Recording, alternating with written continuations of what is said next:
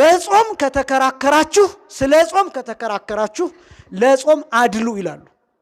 ያ ማለት በጾም ጉዳይ ከተከራከራችሁ ማሸነፍ ያለበት እንብላ የሚለው ሰው ሳይሆን ምን የሚለው ማሸነፍ ያለበት እንጹም የሚለው ሰው። የእንብላው መጽሐፍ የምን መጽሐፍ ብያቸዋለሁ? እንብላ የሚለው ካሸነፈ ጅብ ነው የሚያሸንፈው ማለት ነው። ስለዚህ ጥንቃቄ በማንኛውም ጉዳይ ብትከራከሩ ጾም ስለ ጾም የሚናገረው እሱ ያሸንፍ። በቃ ከመብላት አለመብላት።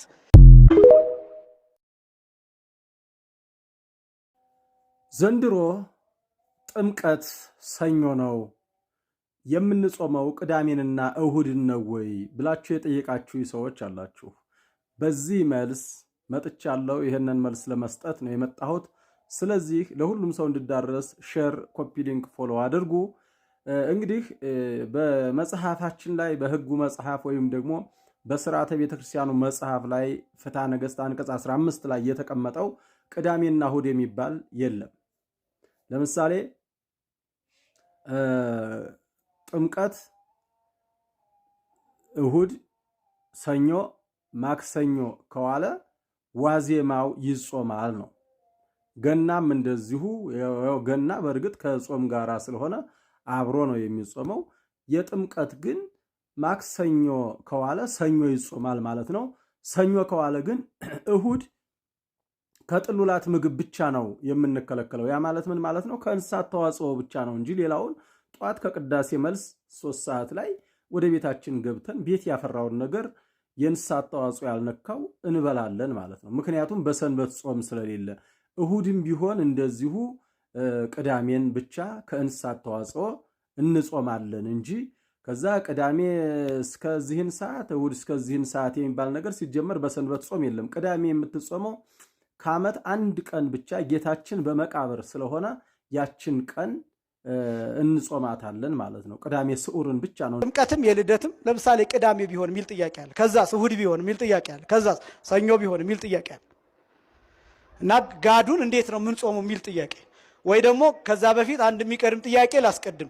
ለሮብና ለዓርብ ምትክ ማክሰኞና ሐሙስ ከሆነ የሚጾሙት ሰኞ መጾም ለምን አስፈለገ የሚል ጥያቄ ይኖራል።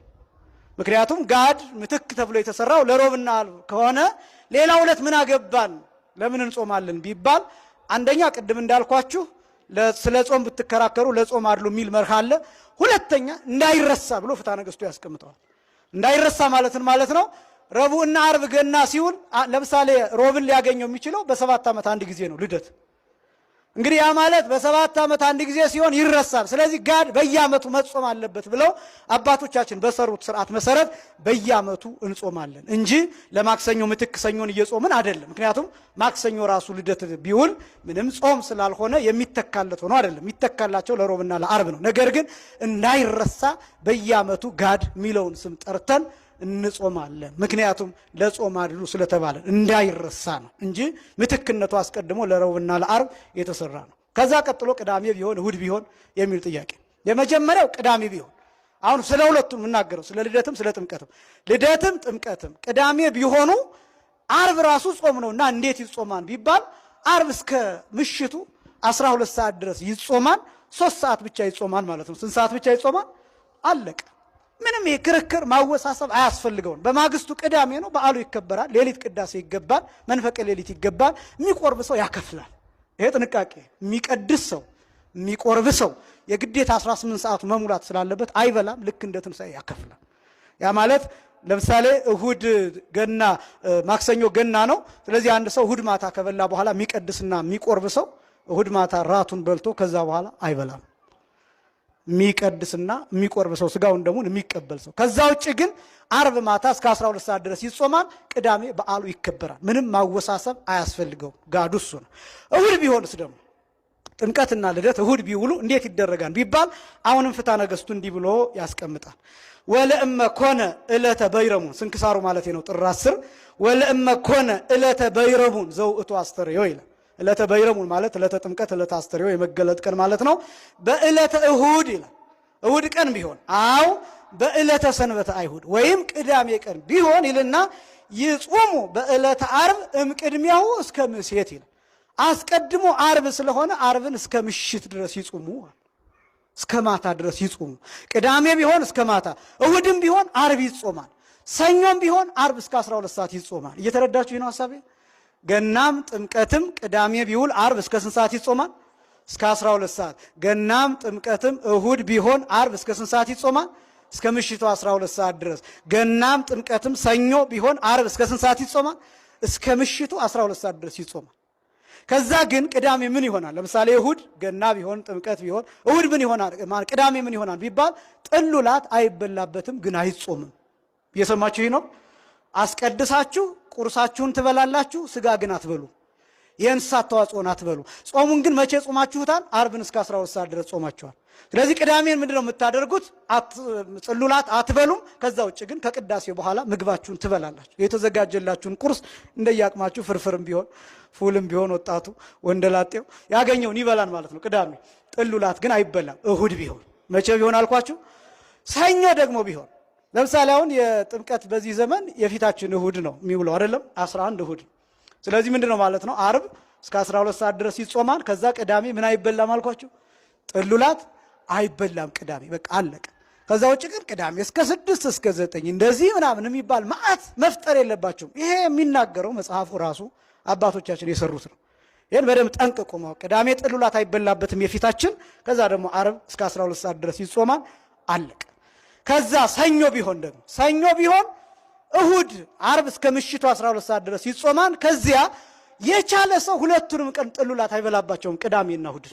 ይሄ በገዳም የሚሰራ ስርዓት ነው። በገዳም ሁለቱም ቀን ሰኞ ጥምቀት ከሆነ የልደት ችግር የለውም። ምክንያቱም የልደት ምንጊዜም ከልደት በፊት ያለው በሙሉ ጾም ነው። ስለዚህ ጋድም ከነዚያ ቀናት ነው ቁጥሩና አይበላም። የጥምቀት ሲሆን ግን በመሃል ፍስክ ስላለው እሱ ነው ትንሽ የሚያወሳስበው። የጥምቀት ሰኞ ቀን ከዋለ የቻሉ ሰዎች ቅዳሜና እሁድ ጥሉላት አይበሉም። አርብ ግን እስከ ስንት ሰዓት ይጾማሉ? ቅዳሜን ግን የማይችል ሰው ካለ ይበላል።